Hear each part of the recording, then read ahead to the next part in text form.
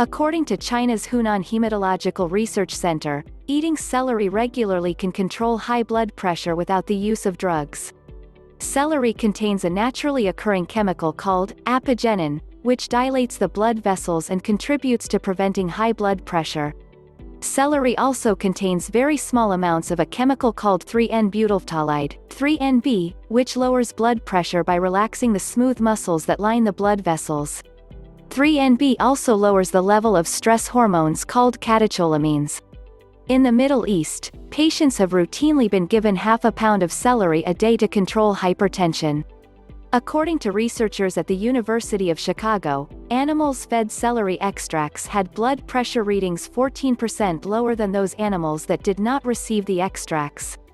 The animals were given the equivalent of 2 stalks daily and their systolic blood pressure readings went down an average of 15 points. Compared to other vegetables, celery has a high natural sodium content, so it can satisfy the craving for salt on low-salt diets. It also has a high potassium value.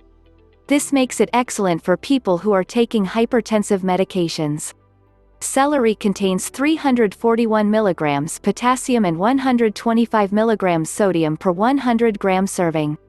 Any food with a ratio of at least 3 parts potassium to 1 part sodium is good for people with high blood pressure. In the body, the ratio between potassium and sodium is more than 2 to 1.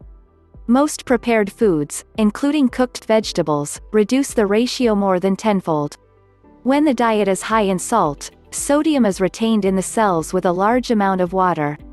An abundant amount of potassium is necessary to displace the accumulated sodium in the cells. If potassium is not present, the tissue cells retain water with the sodium. For this reason doctors prescribe diuretics, commonly called water pills, in order to remove the retained water.